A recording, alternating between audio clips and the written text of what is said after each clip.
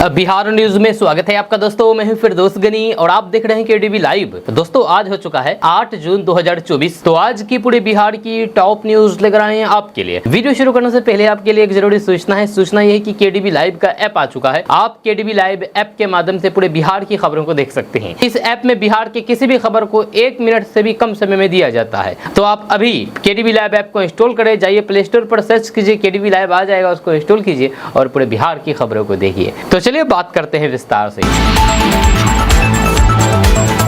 दोस्तों नरेंद्र मोदी सरकार की बड़ी स्कीम अग्निवीर योजना पर एनडीए के अंदर ही दोबारा विचार करने की मांग तेजी से उठ रही है। जेडीयू के केसी त्यागी के बाद लोजपा रामविलास के राष्ट्रीय अध्यक्ष चिराग पासवान ने इस योजना पर पूर्ण विचार की इच्छा जताई है। जहां दिल्ली में पत्रकारों से बातचीत करते हुए चिराग पासवान ने कहा कि इस योजना पर मोदी सरकार को समीक्षा करनी चाहिए। अगर ये योजना अपने लक्ष्य और फिर उद्देश्य की पूर्ति में सफल है तो फिर आगे भी जारी रखे, नहीं तो इसे खत्म करने पर सरकार विचार करे। आपको बता दें कि 2 दिन पहले ही जेडीयू के केसी त्यागी ने एक समाचार चैनल से बातचीत करते हुए कहा था कि अग्निवीर योजना की समीक्षा होनी चाहिए। इससे जनता में असंतोष देखा जा रहा है। जहां इस मुद्दे पर चिराग पासवान ने भी समीक्षा की बात कह दी है। चिराग पासवान ने कहा कि सरकार को यह देखना चाहिए कि अग्निवीर योजना का कितना लाभ हुआ है। एनडीए हमारा एक ऐसा प्लेटफॉर्म है जहां आपस में हम सभी मुद्दों पर बात करते हैं। अगर किसी ने इस मुद्दे को उठाया है तो फिर उस पर विमर्श जरूरी है। दोस्तों राजनीति में अक्सर पोस्टर वार देखने को मिलता है। लोकसभा का चुनाव समाप्त होने के बाद रिजल्ट भी आ गया है और एक बार फिर से बिहार में पोस्टर वार शुरू हो गया है। ऐसे ही राजधानी पटना में एक पोस्टर लगाया गया है जिसमें सीएम नीतीश कुमार को टाइगर बताया गया है। यह पोस्टर पर सीएम नीतीश कुमार की बड़ी सी तस्वीर लगाई गई है। यह साथ में एक बाघ यानी कि टाइगर की भी तस्वीर लगाई गई है और लिखा गया है कि टाइगर जिंदा है। जहाँ आपको बता दूं कि यह पोस्टर पटना के कोतवाली थाने के पास लगा है। जब पोस्टर पर लगाने वालों का नाम सोना सिंह लिखा गया है। यह सवाल उठ रहा है कि इस पोस्टर को लगाकर के किसे मैसेज देने की कोशिश की जा रही है। आपको बता दें कि लोकसभा चुनाव के नतीजे आने के बाद से ही नीतीश कुमार एनडीए में किंग मेकर की भूमिका में है। जब बीजेपी और जेडीयू दोनों पार्टियों को इस बार के लोकसभा चुनाव में 12 सीटें आई है। दोस्तों लोकसभा चुनाव के खत्म होने और आदर्श आचार संहिता के खत्म होने के बाद एक बार फिर से बिहार में जॉब की बहार आ गई है। जब बिहार सरकार का पंचायती राज विभाग 15,000 से भी ज्यादा पदों पर भर्ती करेगा। ये जानकारी विभाग के मंत्री केदार गुप्ता ने शुक्रवार को दी है। उन्होंने बताया है कि ये नियुक्तियां विभिन्न पदों पर होगी। जब मंत्री केदार गुप्ता द्वारा दी गई जानकारी के अनुसार इसमें 4,351 अस्थायी पदों पर जबकि संविदा पर 11,259 पदों पर नियुक्ति होगी। विभाग की तरफ से कुल 15,610 पदों पर नियुक्ति की जाएगी। अस्थायी पदों पर होने वाली नियुक्ति में पंचायत राज पदाधिकारी के पद के लिए 112, अंकेक्षक के पद के लिए 28, पंचायत सचिव के पद पर 3525, निम्न वर्गीय लिपिक के 505 और भी कई सारी पद पर बहाली होगी। दोस्तों लोकसभा चुनाव में बिहार की 15 ऐसी सीटें रही है जहां पर 50% से ज्यादा वोट लेकर के एनडीए प्रत्याशी जीते हैं। इसमें सबसे अधिक भाजपा के 8 प्रत्याशी रहे हैं। यह 4 लोजपा रामविलास, 2 जदयू और 1 हिंदुस्तानी अवाम मोर्चा के जीतन राम मांझी रहे हैं। आईएनडीआई के घटक दल राजद, कांग्रेस, वामपंथी दल के सभी प्रत्याशियों को 50% से भी कम मत मिले हैं। जब बिहार में सबसे अधिक मत प्रतिशत से जीतने वाले मुजफ्फरपुर से भाजपा प्रत्याशी डॉक्टर राजभूषण चौधरी रहे, जब उन्हें 55.71% वोट मिले। इसके बाद दरभंगा से गोपाल जी ठाकुर को 55.33% वोट मिले। पटना साहिब से रविशंकर प्रसाद को 54.7% वोट मिले। मधुबनी से अशोक यादव को 53.85%। पश्चिमी चंपारण से डॉक्टर संजय जायसवाल को 53.43%। महाराजगंज से जनार्दन सिंह सिग्रीवाल को 52.22%। और बेगूसराय से गिरिराज सिंह को 50.15% और पूर्वी चंपारण से राधा मोहन सिंह को 50.5% वोट मिले हैं। दोस्तों पूर्णिया के नवनिर्वाचित सांसद पप्पू यादव ने प्रधानमंत्री नरेंद्र मोदी को तीसरी बार प्रधानमंत्री बनने की बधाई देते हुए कहा कि देश की जनता ने नरेंद्र मोदी को बहुमत नहीं दिया है। ये इसलिए क्योंकि उसके नाम पर चुनाव लड़ा गया, उसके नाम पर 65 से 70 सीट कम आए। 400 पर की बात तो फिर छोड़िए, बहुमत भी नहीं मिला है। जब वो अपनी सरकार भी नहीं बना पाए। वहीं पर पप्पू यादव ने कहा है कि मुझे लगता है कि ये सरकार साल भर से ज्यादा नहीं चल पाएगी। ये नीतीश कुमार और चंद्रबाबू नायडू गांधी विचारधारा के लोग हैं। जब वहीं पर उन्होंने कहा कि 2024 के नवंबर में विधानसभा का चुनाव होने जा रहा है क्योंकि उनको लग रहा है कि लोकसभा में जो सीटें मिली है, अगर विधानसभा का चुनाव 2024 में होगा तो फिर परिणाम उनके अनुरूप आएगा। वहीं उन्होंने चंद्रबाबू नायडू के संदर्भ में कहा कि जब उनको लगेगा कि साउथ में मोदी का असर गलत हो रहा है तो फिर नायडू भी भागेंगे। जब पप्पू यादव ने कहा कि हम नरेंद्र मोदी से आग्रह करेंगे कि आप देश के प्रधानमंत्री है, आप नीतिगत बात और फिर रोजगार पर बात करेंगे तो फिर ज्यादा अच्छा रहेगा। जहाँ आप गरीबों की बात करें, गरीबी खत्म होने की बात करिए। हाथ जोड़ करके कहता हूँ कि हिंदू मुस्लिम की राजनीति छोड़ दीजिए। कीजिए। वहीं पर उन्होंने कहा कि मैं उम्मीद और फिर अपेक्षा रखता हूं नीतीश और चंद्रबाबू नायडू से कि एनडीए की सरकार में हिंदू मुसलमान की राजनीति नहीं होगी। दोस्तों, कांग्रेस के सांसदों की संख्या अब 101 हो जाएगी। जी हाँ, लोकसभा चुनाव में 99 जीते थे, लेकिन अब 2 उसमें बढ़ोतरी होने वाली है, यानी कि 99 और 2 101 हो जाएगी। आपको बता दूं कि लोकसभा चुनाव परिणाम में भले ही कांग्रेस ने 99 संसदीय सीटों पर जीत हासिल की हो, लेकिन अब उसके सांसदों की कुल संख्या बढ़कर के 101 हो जाएगी। चुनाव परिणाम आने के बाद अब ये बड़ा बदलाव होना तय माना जा रहा है। इसके पीछे कारण भी बेहद खास है। जब कांग्रेस ने चुनाव के पहले जिन नेताओं को नकारा या फिर उनके पक्ष में मजबूती से नहीं खड़ी हुई, वही नेता अब कांग्रेस को बड़ा लाभ देने की स्थिति में है। यानी कि भले ही कांग्रेस में रह करके उन नेताओं को मजबूती नहीं मिली हो, लेकिन अब वे कांग्रेस को मजबूत करेंगे।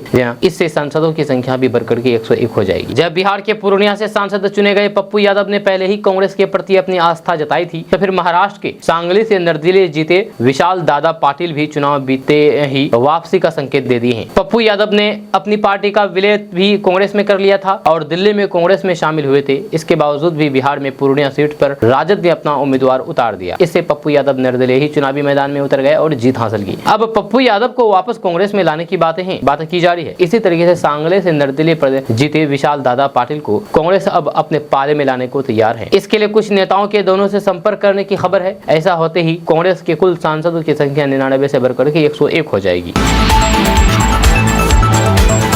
दोस्तों, दिल्ली में आज संसद भवन में एनडीए के संसदीय दल की बैठक हुई है। जहां इस बैठक में पीएम मोदी को संसदीय दल का नेता चुना गया है। जहां वहीं पर अब 9 जून को पीएम मोदी तीसरी बार पीएम पद की शपथ लेंगे। जहां वहीं पर एनडीए के सभी जीते हुए सांसद और फिर नेता बैठक में शामिल हुए। जहां इस दौरान बॉलीवुड एक्ट्रेस और मंडी से चुनाव जीत करके सांसद पहुंची कंगना रनौत संसदीय दल की मीटिंग में हिस्सा लेने के लिए संसद परिसर पहुंची थी। तो फिर उनकी मुलाकात अपने पुराने को स्टार लोक जनशक्ति पार्टी के अध्यक्ष चिराग पासवान से हुई। संसद परिसर में दोनों ने गले लगा करके एक दूसरे का स्वागत किया। संसद में जब दोनों मिले तो फिर पहले चिराग पासवान ने कंगना रनौत को देखा और फिर रोका। जब दोनों पास आकर के पहले गले मिले और फिर साथ में खड़े होकर के फोटोज भी खिंचवाई। कंगना रनौत और चिराग पासवान साथ में कुछ देर तक बात भी कर रहे थे। ऐसा लग रहा था कि बात कुछ मजेदार है। जब दोनों हंसने लगे। अब आपको बता दें कि चिराग पासवान और कंगना रनौत ने 2011 में रिलीज हुई फिल्म मिले ना मिले हम में साथ काम किया था। इस फिल्म में चिराग पासवान ने जहाँ टेनिस प्लेयर का किरदार निभाया था, वही कंगना रनौत सुपर मॉडल के रोल में थी। जब फिल्म में दोनों का रोमांटिक एंगल भी देखने को मिला था। बॉलीवुड इंडस्ट्री में शुरू से ही ये दोस्ती अब राजनीति के गलियारों में भी दिख रही है। जब कम ही लोग जानते हैं कि लोक जनशक्ति पार्टी रामविलास के प्रमुख चिराग पासवान ने फिल्म इंडस्ट्री में अपना करियर 2011 की फिल्म मिले ना मिले हम में कंगना रनौत के साथ काम करके शुरू किया था। वो एक टेनिस खिलाड़ी का किरदार निभा रहे थे, जिसे एक सुपर मॉडल से प्यार हो जाता है। दोस्तों, बिहार के मुंगेर जिले के ईस्ट कॉलोनी थाना क्षेत्र से हैरान कर देने वाली खबर सामने आई है, जहां पर असामाजिक तत्वों ने कब्रगाह मोहल्ले में स्थित संविधान निर्माता बाबा साहेब भीमराव अंबेडकर की प्रतिमा दूसरी बार तोड़ दी है। जिसके बाद लोगों में इस बात को लेकर के आक्रोश व्याप्त हो गया। वहीं पर लोगों ने आरोपियों को पहचान करके गिरफ्तार करते हुए कार्रवाई की मांग की है। जब पूरा मामला मुंगेर जिला अंतर्गत ईस्ट कॉलोनी थाना क्षेत्र के कब्रगाह मोहल्ले की है, जहाँ पर संविधान निर्माता बाबा भीमराव अंबेडकर की मूर्तियों को असामाजिक तत्वों ने क्षतिग्रस्त कर दिया। जिसके बाद लोगों में काफी आक्रोश देखा गया। आक्रोशित लोगों ने उपद्रवियों के खिलाफ मामला दर्ज करके सख्त कार्रवाई करने की मांग को लेकर के हंगामा शुरू कर दिया। घटना की सूचना मिलते ही East Colony SHO Surendra Kumar Mishra दल बल के साथ मौके पर पहुंचे और फिर आक्रोशित लोगों को शांत करवाया। इधर बाबा साहेब अम्बेडकर की प्रतिमा तोड़े जाने की खबर चारों तरफ आग की तरह फैल गई। जिसके बाद लोक जनशक्ति पार्टी के जिला अध्यक्ष प्रमोद पासवान ने चेतावनी देते हुए कहा, अगर 48 घंटे तक मामले में सख्त कार्रवाई नहीं हुई तो उग्र आंदोलन किया जाएगा। दोस्तों, बिहार के कई जिलों में जल संकट का गंभीर खतरा मंडराने लगा है। जब भीषण गर्मी के इस मौसम में कई जिलों में जल संकट देखने को मिल रहा है, वहीं पर अब एक आकलन ने और ज्यादा चिंता बढ़ा दी है, जिसमें खास करके दक्षिण बिहार को लेकर की बड़ी चेतावनी दी गई है। जब विश्व पर्यावरण दिवस पर सस्टेनेबल पाथवेज सेंटर द्वारा आयोजित ऑनलाइन सेमिनार में बताया गया है कि पटना सहित प्रदेश में यानी कि बिहार में कई जगहों पर भूजल स्तर में गिरावट तेजी से हो रही है। इसका सीधा असर पेयजल से लेकर के सिंचाई तक को प्रभावित कर रहा है। ऐसे में साल 2030 तक दक्षिण जिलों 2030 तक गंभीर जल संकट का सामना करना पड़ सकता है। जहां आकलन में यह भी कहा गया है कि न सिर्फ दक्षिण बिहार बल्कि उत्तर बिहार में भी तेजी से जल संकट निकायों को भिन्न किस्म की चुनौतियों से जूझना पड़ रहा है। नदियों के जाल से घिरे बिहार में हर साल जहां बाढ़ की विभीषिका बड़े स्तर पर नुकसान पहुंचाती है, वहीं अब जल संकट को लेकर के चेतावनी ने एक अन्य खतरे का संदेश दे दिया है। हालिया रिसर्चों के अनुसार बिहार में 2030 तक जल संकट की संभावना है। जब बिहार राज्य प्रदूषण नियंत्रण बोर्ड के अध्यक्ष सह महावीर कैंसर संस्थान एवं अनुसंधान केंद्र के शोध प्रमुख डॉक्टर अशोक घोष ने इसे लेकर के आकलन पेश करते हुए गंभीर चिंता जताई है। साथ ही जल संकट को लेकर के तमाम तरह के प्रयास पर जोर देने को कहा गया है। इसमें नदियों के जल के बेहतर उपयोग के साथ ही झील, तालाब, पोखर जैसे जल निकायों को पुनर्जीवित करना, वहीं पर भूजल स्तर को बढ़ाने के को लेकर के सबसे ज्यादा काम करने वालों पर जोर देने की बातें कही गई है। जब आपको बता दें कि मानसून के दौरान वर्षा जल के नालों में बहकर के बर्बाद होने से बेहतर उसे जल निकायों और फिर भूजल के रूप में परिवर्तन करने की जरूरत है। दोस्तों, बिहार में खनन विभाग के नाक के नीचे ही बालू घाटों पर सीसीटीवी को बंद करके धड़ल्ले से अवैध खनन का कार्य किया जा रहा था। इसकी पुष्टि खुद विभाग ने जांच के बाद की है, जब कई बालू घाटों पर लगाए गए सीसीटीवी को बंद पाया गया, जिसके बाद अब भोजपुर, पटना सहित बिहार के 12 जिलों में 42 घाटों पर खनन कार्य पर रोक लगा दिया गया है, यानी कि बंद करने का आदेश दे दिया गया है। जब बिहार में पहली बार राज्य मुख्यालय से इस तरह की कार्रवाई होने के बाद लापरवाही करने वाले बालू घाट ठेकेदारों में हरकत मच गया है। राज्य मुख्यालय से हुई कार्रवाई के अनुसार इन सभी बालू घाटों पर 5 जून की दोपहर जांच के दौरान सीसीटीवी कैमरा बंद पाया गया। इसकी जानकारी विभागीय कंट्रोल एंड कमांड सेंटर से सीसीटीवी फुटेज देखने के बाद हुआ। इस मामले को गंभीरता से लेते हुए खनन विभाग के सचिव ने पटना, गया, भोजपुर, औरंगाबाद और सारण समेत 12 जिलों में 42 घाटों पर तत्काल प्रभाव से ई चालान सीसीटीवी कैमरा चालू होने तक बंद करने का निर्देश दिया गया है।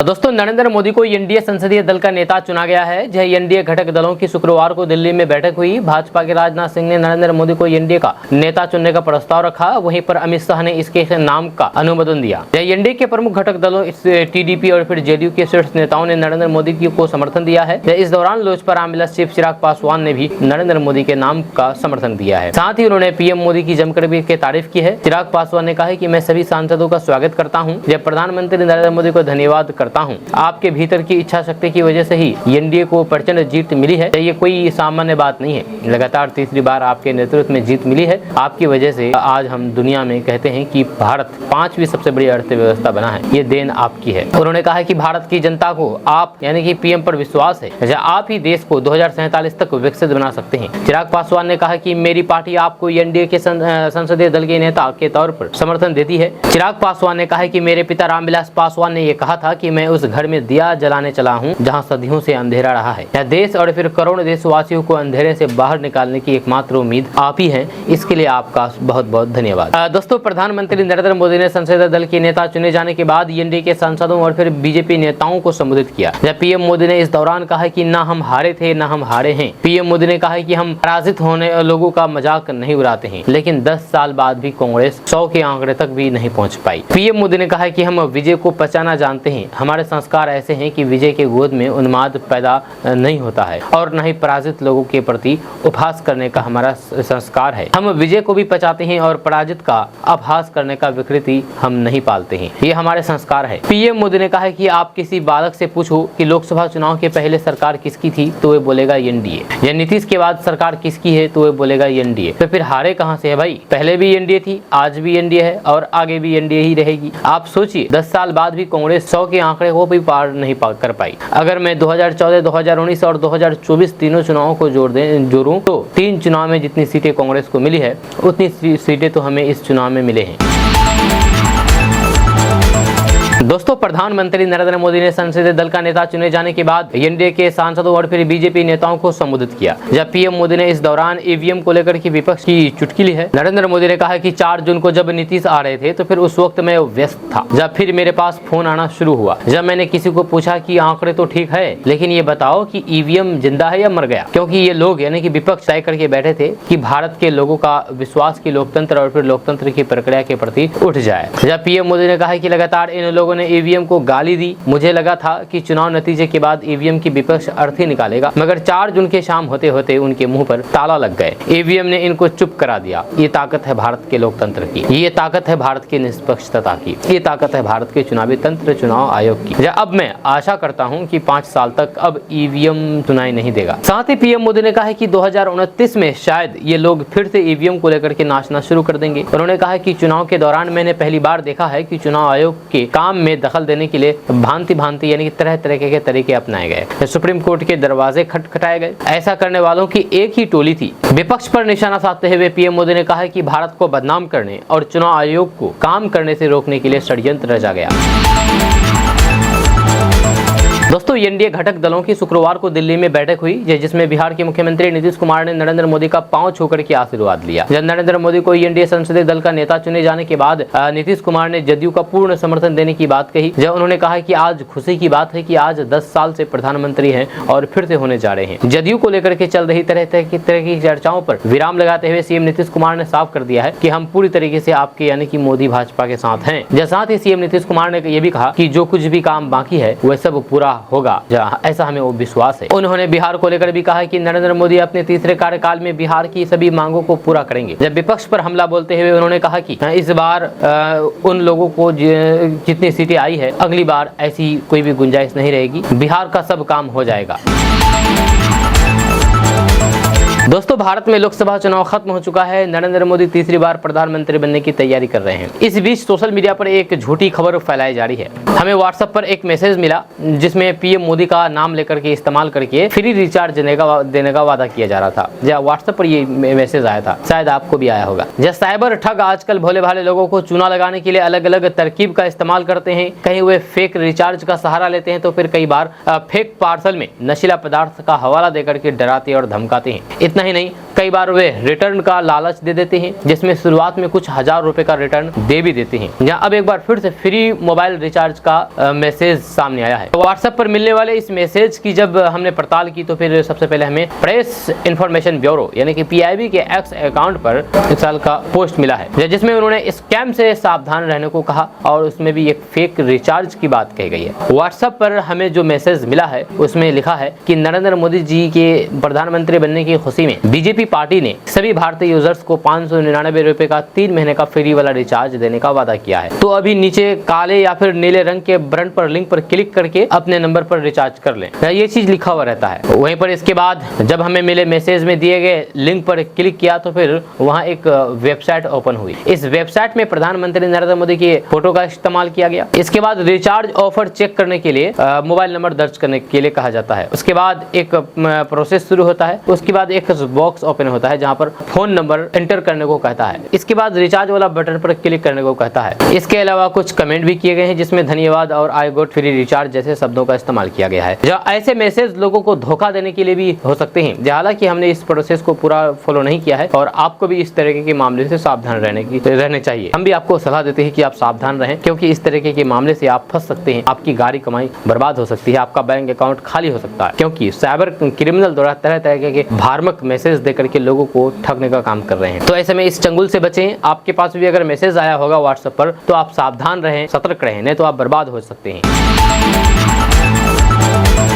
दोस्तों यदि आपकी भी जमीन के दस्तावेज में डिजिटलाइजेशन के दौरान गलती हुई है तो फिर परेशान होने की जरूरत नहीं है। बिहार सरकार के राजस्व एवं भूमि सुधार विभाग ने रजिस्टर 2 यानी कि जमीन के दस्तावेज में हुई गलतियों के सुधार के लिए परिमार्जन प्लस पोर्टल लॉन्च किया है। राजस्व एवं भूमि सुधार विभाग के इस पोर्टल के जरिए दस्तावेजों में हुई गलतियां जैसे कि नाम, पिता का नाम, पता, खाता, खेसरा, चौहद्दी एवं लगान में घर बैठे ऑनलाइन सुधार की व्यवस्था की गई है। जब परिमार्जन प्लस पोर्टल पर मिसिंग एंट्री को भी दर्ज करने की सुविधा प्रदान की गई है। राजस्व एवं भूमि सुधार विभाग ने नई व्यवस्था के तहत रैयत को अपने नाम, पिता के नाम, जाति के साथ पता में हुई गलतियां, डिजिटलाइजेशन जमाबंदी में दर्ज खाता, खेसरा, रकबा एवं चौहद्दी की गलती या फिर प्रविशिष्ट का न होना एवं लगान संबंधित विवरण में सुधार करवाने का मौका दिया गया है। जब सुधार करवाने के लिए प्रक्रिया सरल होने से रैयत को काफी फायदा मिलेगा और परेशान भी नहीं होना पड़ेगा। आपको बता दूं कि राजस्व एवं भूमि सुधार विभाग की बिहार पोर्टल, भूमि पोर्टल biharbhumi.bihar.gb.in पर सबसे पहले जाकर के रजिस्टर करके लॉगिन पर आवेदन करना होगा। फिर पहले परिमार्जन मेन्यू पर और उसके बाद डिजिटाइड जमाबंदी पर क्लिक करके पुरानी जमाबंदी में सुधार के लिए विकल्प को चुनना होगा। इसके बाद अपने नाम, पता, पिता का नाम, खाता, खेसर, चौहद्दी एवं लगान में सुधार से संबंधित विकल्प मिलेगा।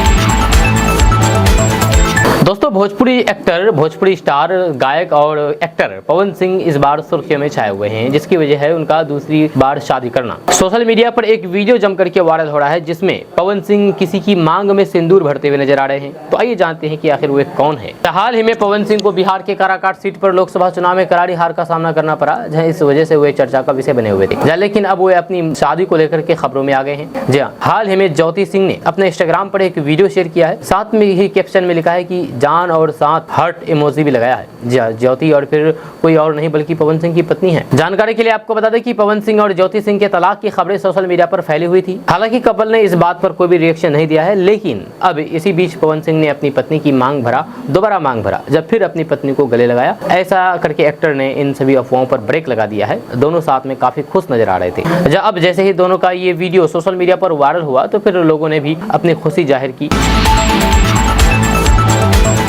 दोस्तों, बिहार के हाजीपुरिया केला काफी ज्यादा फेमस है। आपको बता दूं कि बिहार में हीट वेव ने केला किसानों को बर्बाद कर दिया है, नुकसान कर दिया है, जहां इस फल की खेती पर ग्रहण लगता हुआ नजर आ रहा है। आपको बता दूं कि बिहार के हाजीपुर और कोसी क्षेत्र की पहचान केले के उत्पादक के रूप में होती है। इन इलाकों में लंबे और फिर बौने दोनों प्रजाति के केले की खेती की जाती है। हाल के वर्षों में हीट वेव और फिर भीषण गर्मी ने केले की फसल को नुकसान पहुंचाया है। जब वैज्ञानिकों का भी मानना है कि कई वर्षों से हीट वेव की यानी कि लू की साल दर साल बढ़ती आवृत्ति और फिर तीव्रता विशेष रूप से 40 डिग्री सेल्सियस के ऊपर का तापमान केले की खेती के लिए महत्वपूर्ण खतरा पैदा कर रहा है। वैज्ञानिकों का कहना है कि अत्यधिक तापमान केले की वृद्धि और फिर विकास पर प्रतिकूल प्रभाव डालता है। दोस्तों, नीतीश कुमार की चर्चा अभी भले ही केंद्र की मोदी सरकार 3.0 के गठन की किंग मेकर के रूप में हो रही हो, लेकिन उसे कहीं ज्यादा महत्वपूर्ण बिहार की राजनीति में उनकी भूमिका को लेकर के आया डिप्टी सीएम सम्राट चौधरी का बयान है। जब 2020 के बिहार विधानसभा चुनाव के बाद से ही बीजेपी खुद को बड़े भाई के रूप में देख रही थी और जनवरी 2024 में जब वो महागठबंधन छोड़ करके एनडीए में लौटे तो फिर ऐसा लग रहा था कि उनका कद बहुत ही छोटा कर दिया गया हो। लेकिन बीजेपी नेता की बात से तो ऐसा लग रहा है कि नीतीश कुमार बिहार में फिर से बड़े भाई की भूमिका हासिल कर चुके हैं। कोई भी ऐसा मौका देखने को नहीं मिल रहा था जब नीतीश कुमार के मुंह से एक खास बात सुनने को ना मिल रहा हो कि चले गए थे, अब कहीं नहीं जाएंगे। इसके बावजूद भी नीतीश कुमार ने एक चीज का चुनाव से पहले ही इंतजाम कर लिया था कि लोकसभा सीटों के नाम पर कोई भी समझौता नहीं किए, चाहे वो नीतीश कुमार का दबाव हो या फिर बीजेपी की मजबूरी। एनडीए में जेडीयू के हिस्से में बीजेपी को 16 सीटें देनी पड़ी, जहाँ बीजेपी खुद 17 सीटों पर लड़ी लेकिन जीत बराबरी पर रही। जब दोनों को 12-12 लोकसभा सीटें ही मिली।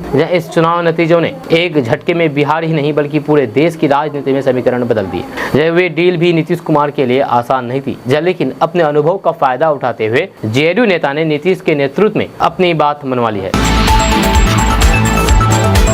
चंडीगढ़ एयरपोर्ट पर बॉलीवुड अभिनेत्री और सांसद कंगना रनौत को सीआरएसएफ जवान कुलविंदर कौर द्वारा मारे गए थप्पड़ की गूंज पूरे देश में सुनाई दे रही है। अब इस मामले में भारतीय क्रिकेट टीम के तेज गेंदबाज मोहम्मद शमी की पत्नी हसीन जहां भी सामने आ गई है। हसीन जहां ने कुलविंदर की प्रशंसा की और साथ ही कंगना रनौत को गलत टिप्पणियों से बचने की सलाह दी, हिदायत दी। हसीन जहां ने सोशल मीडिया पर पोस्ट डाल करके लिखा कि मैं कंगना जी की फैन हूँ, लेकिन उनका गलत टिप्पणी को मैं सपोर्ट नहीं करती हूँ। गलत बात को मैं गलत ही कहूंगी। अल्लाह से दुआ करती हूँ कि शाहीन बाग का विरोध प्रदर्शनकारी महिलाओं पर जिन लोगों ने गलत शब्द का प्रयोग और गलत टिप्पणी की थी उन लोगों को भी सबक मिलना चाहिए इंशाअल्लाह।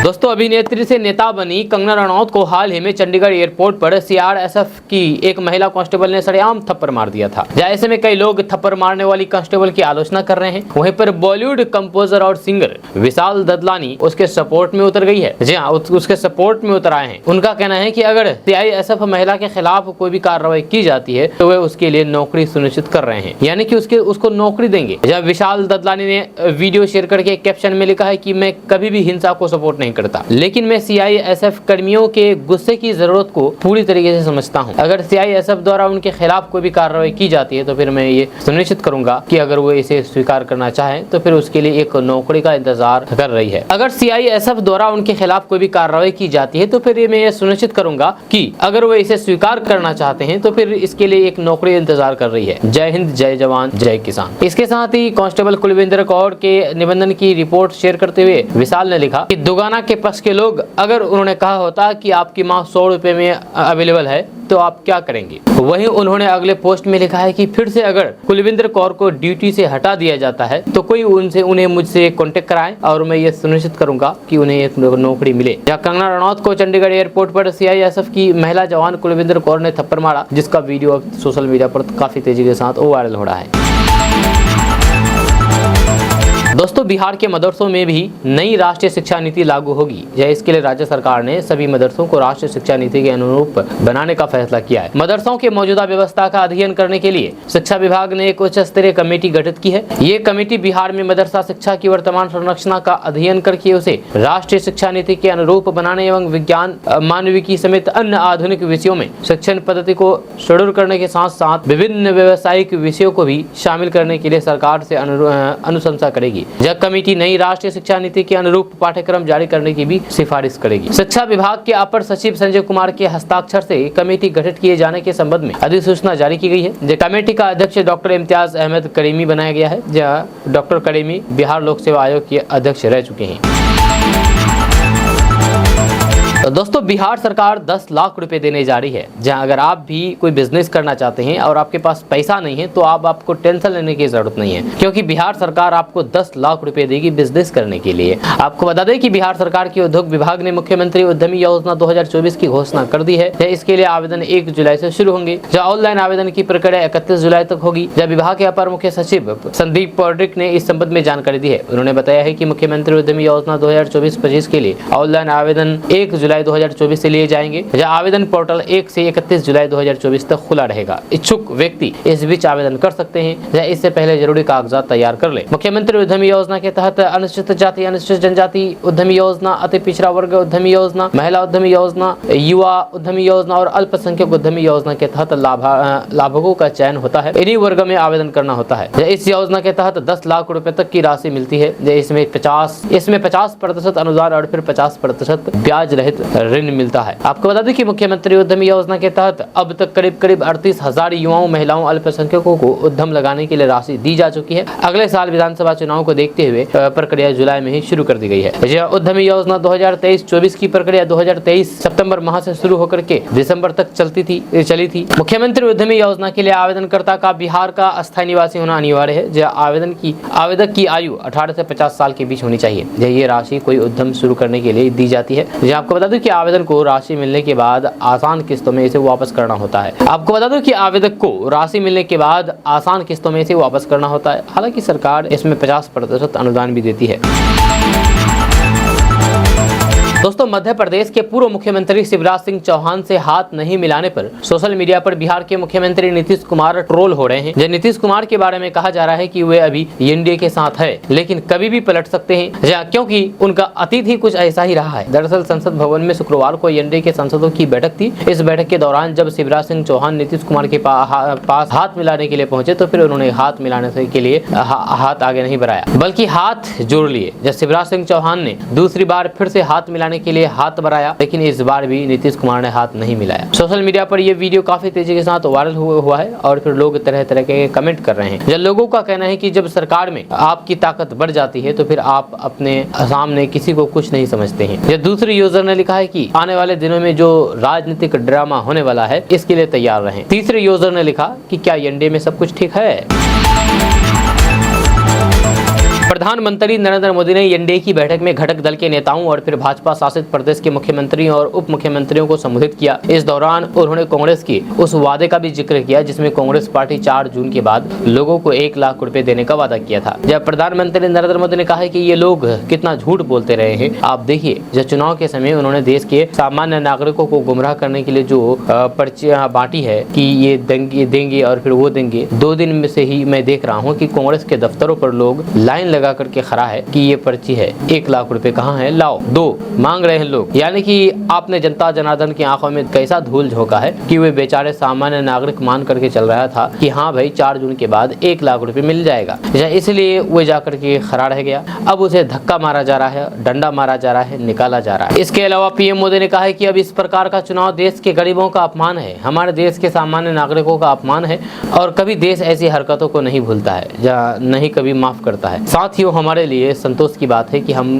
कमिटमेंट से काम करते हैं। 10 साल में 25 करोड़ गरीबों को गरीबी से बाहर निकाला है, ये कहना है प्रधानमंत्री नरेंद्र मोदी का। आपको बता दूं कि कर्नाटक समेत कई राज्यों में कांग्रेस दफ्तर के बाहर लोगों की भीड़ देखने को मिली है। जब कांग्रेस के जीतने के अगले ही दिन कर्नाटक के कई शहरों के डाकघरों में महिलाओं की लंबी लाइन लगी हुई दिखी। लखनऊ में भी ऐसे ही नजारा देखने को मिला। खास करके मुस्लिम महिलाएं बड़ी संख्या में लखनऊ स्थित कांग्रेस कार्यालय के बाहर खड़ी हुई देखी गई। पोस्ट ऑफिस और फिर कांग्रेस कार्यालय के बाहर लाइन में लगी महिलाओं का कहना है कि वे खाता खुलवाने के लिए फॉर्म लेने आई है, यह ताकि कांग्रेस के वादे के मुताबिक उसके खाते में हर महीने 8,000 रुपए आने लगे।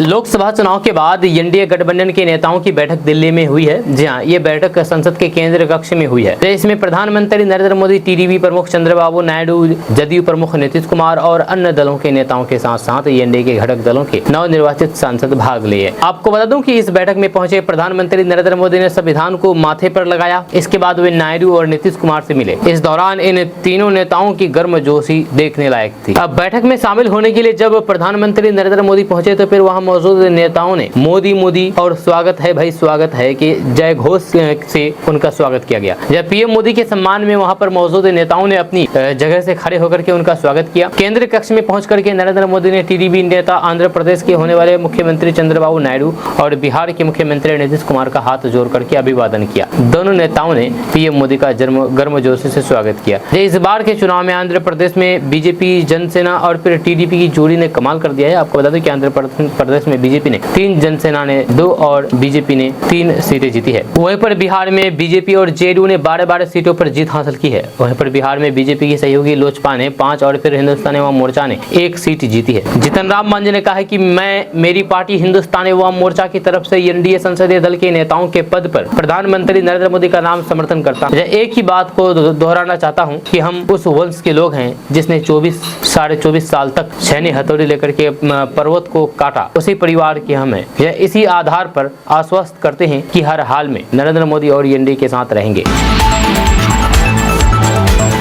दोस्तों, बिहार के मुख्यमंत्री नीतीश कुमार ने शुक्रवार को संसद में प्रधानमंत्री नरेंद्र मोदी के सामने अपने भाषण में कुछ ऐसा बोल दिया कि मोदी सहित अन्य दलों के नेताओं ने अपनी हंसी रोक नहीं पाई। सीएम नीतीश कुमार ने कहा कि एतवार के हूँ, हम तो चाहते हैं कि आज ही कर लीजिए मोदी जी। दरअसल सीएम नीतीश कुमार ने कहा है कि आज आपके नाम का प्रस्ताव पर सभी ने समर्थन दिया है। जब पहले जानकारी मिली कि शनिवार को पीएम पद की शपथ लेंगे, लेकिन एतवार को अब शपथ ग्रहण होगा। चलिए कोई बात नहीं, आप एतवार को पीएम पद की शपथ लेंगे, हम आपके साथ है। कल भी थे, आज भी हैं और कल भी रहेंगे। नीतीश कुमार ने कहा है कि हमारी party JDU Bharatiya Janata party के संसदीय दल के नेता नरेंद्र मोदी को प्रधानमंत्री पद के लिए समर्थन देती है। ये बहुत ही खुशी की बात है कि 10 साल से ये प्रधानमंत्री हैं और फिर प्रधानमंत्री होने जा रहे हैं। सीएम नीतीश कुमार ने कहा है कि मोदी जी ने पूरे देश की सेवा की है।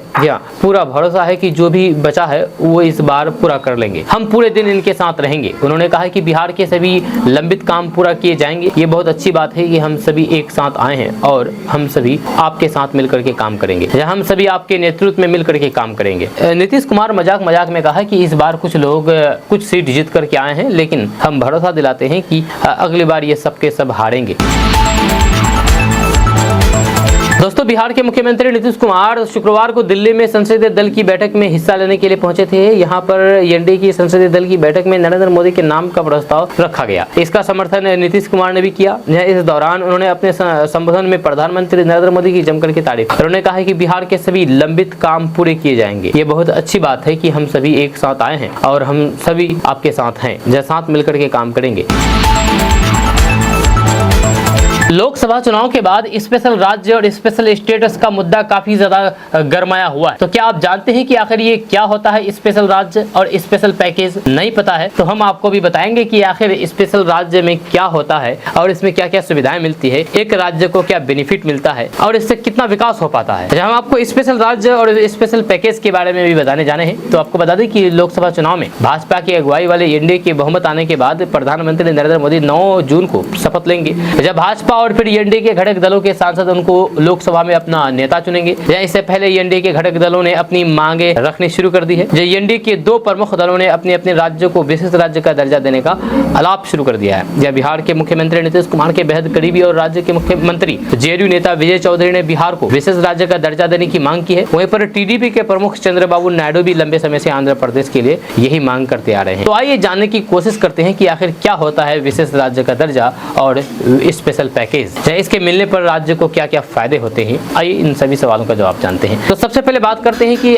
कैसे आखिर स्पेशल राज्य का दर्जा मिलता है। तो आपको बता दूं कि प्रधानमंत्री नरेंद्र मोदी की अगुवाई में अपने दूसरे कार्यकाल के दौरान एनडीए सरकार ने जम्मू कश्मीर से अनुच्छेद यानी कि 370 के कुछ प्रावधानों को समाप्त कर दिया था। इन प्रावधानों के जरिए राज्य को कुछ खास शक्तियां प्राप्त थी। इसी तरीके से संविधान का अनुच्छेद 371 है, जहाँ इस आर्टिकल के जरिए किसी भी राज्य के लिए विशेष प्रावधान किए जाते हैं तो कहा जाता है कि उस राज्य को विशेष राज्य का दर्जा दिया गया है, यानी कि 371 का दर्जा मिल जाता है तो कहा जाता है कि विशेष राज्य का दर्जा दिया जाता है। साल 1971 में पहली बार 5वें वित्त आयोग ने गाडगिल फॉर्मूले के आधार पर 3 राज्यों जम्मू कश्मीर, असम और नागालैंड को विशेष राज्य का दर्जा दिया था। इसका आधार इन तीनों राज्यों का सामाजिक, आर्थिक और फिर भौगोलिक पिछड़ापन था। जब विशेष राज्य का दर्जा देने का उद्देश्य इन राज्यों का पिछड़ापन दूर करना था। इसके अलावा राष्ट्रीय विकास परिषद की ओर से राज्यों को विशेष राज्य का दर्जा देने वाले कुछ मापदंड भी बनाए गए थे। इसमें इस बात का भी ख्याल रखा जाता है कि किसी राज्य के संसाधन क्या है, वहाँ प्रति व्यक्ति आय कितनी है, राज्य की आमदनी का जरिया क्या है, या जनजातीय आबादी, पहाड़ी या फिर दुर्गम इलाका, जनसंख्या घनत्व, प्रकृति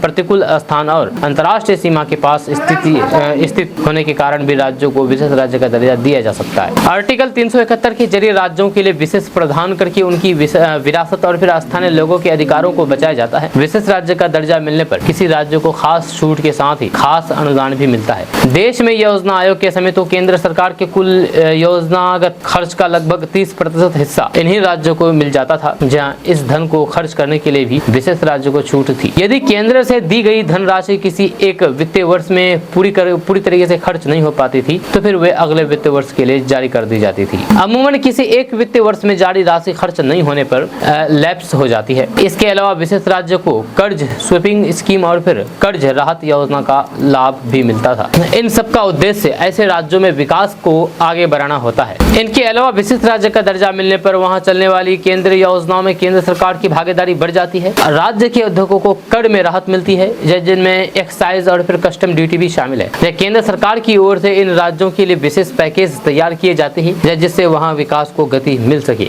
इसमें केंद्र सरकार विशेष राज्य के जो धनराशि देती है उसमें 90% अनुदान होता है। केवल 10% राशि ही इन राज्यों को कर्ज के रूप में दी जाती है। इस 10% राशि भी ब्याज नहीं हो सकता है। फिलहाल देश में 11 राज्यों को विशिष्ट राज्य का दर्जा मिला हुआ है। इसमें उत्तर पूर्व के भी 6 राज्य हैं। आर्टिकल 371 में नागालैंड के लिए ये खास प्रावधान किया गया है कि वहाँ की धार्मिक, सामाजिक परंपराओं, पारंपरिक कानून और नागा कानून के अनुसार दीवानी और फिर फौजदारी से जुड़े फैसलों, जमीन और फिर अन्य संसाधनों के हक और फिर ट्रांसफर के संदर्भ में भारतीय संसद की कोई कार्रवाई लागू नहीं होती है। वहीं पर संविधान के अनुच्छेद 371 के तहत अरुणाचल प्रदेश को विशेष राज्य का दर्जा मिला हुआ है। कर्नाटक, गोवा और आंध्र प्रदेश के लिए भी इसी के जरिए विभिन्न विशेष प्रावधान किए जाते हैं। अनुच्छेद 371 के जरिए ही महाराष्ट्र के विदर्भ और फिर मराठावाड़ा क्षेत्र, गुजरात के सौराष्ट्र और फिर कच्छ के लिए अलग विकास वार्डों के गठन की शक्ति राष्ट्रपति को मिलती है।